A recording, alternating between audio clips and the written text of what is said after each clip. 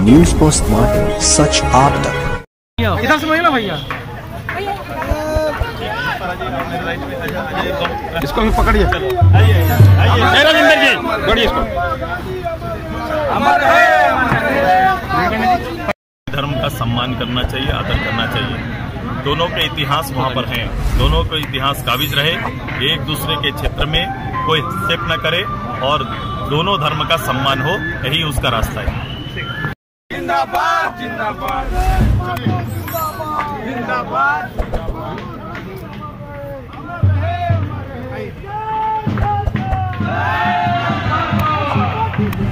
माननीय मुख्यमंत्री जी की नीयत अगर साफ रहती तो नियम बनाने में विलम्ब नहीं होता। आपकी नीयत पर खोट है। दूसरा प्रदेश, चाहे अगल बगल जिस प्रदेश की आप बात करें, वो प्रदेश किसी की प्रतीक्षा नहीं किया। उस प्रदेश में भी बाहर के लोग हैं। प्रवास सभी जगह लोग कर सकते हैं, सभी तरह के लोग कर रहे हैं। बावजूद उनके लोकल लोगों को उसका हक मिल रहा है। उसकी नीतियों पर सरकार अमल कर रही है। शिक्षा मंत्री का एक बयान पिछले दिनों आया और सरकार के भी 3 वर्ष पूरे होने के बाद आज जहाँ पूरा भारत युवा दिवस मना रहा है, वही 120 साल बाद मैंने कहा 120 साल बाद भी भारत के सन्यासी, देश के अगवा नेता के 40 साल के अल्पायु के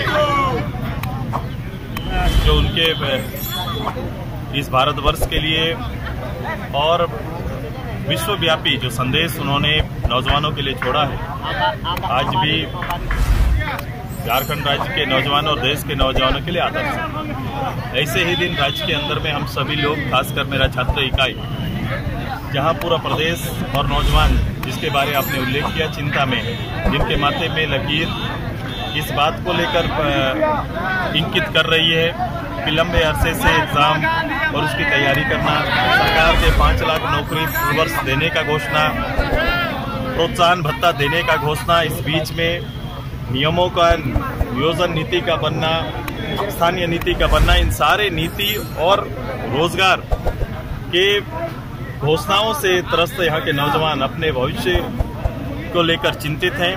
किसान नीतियों को लेकर चिंतित हैं। वहीं बेरोजगार, खासकर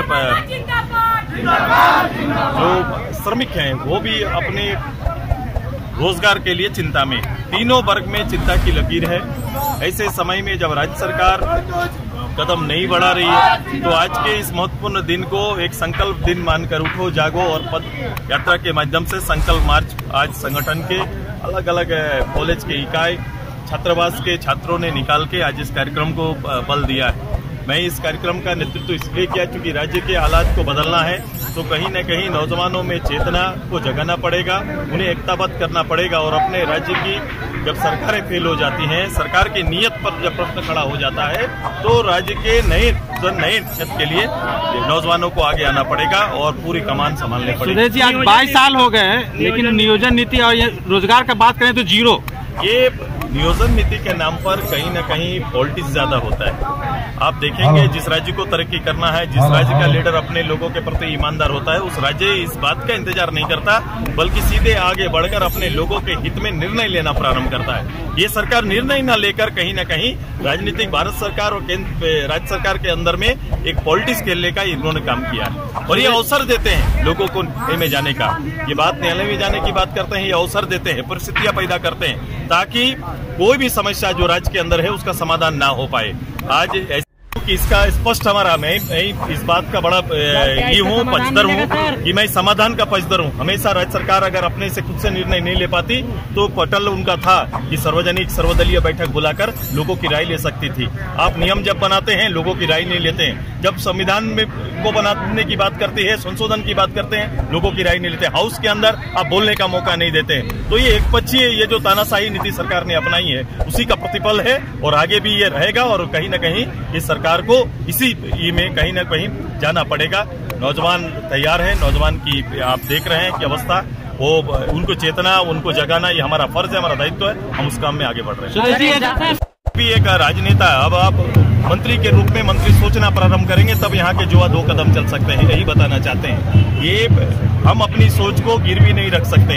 इस राज्य के नौजवान अपने लिए भला बुरा सोच सकते हैं। अगर ये भला सोच रहे, अपने राज्य के हित की सोच रहे हैं, अपने नौजवान अपने भविष्य के बारे अगर चिंता कर रहे हैं, तो निश्चित रूप से उसकी चिंता पर गौर करना सरकार का दायित्व बनता है। आप अगर ये नहीं कर सकते तो ऐसी बड़ी बड़ी बातें मंचों पर आपको नहीं करना चाहिए।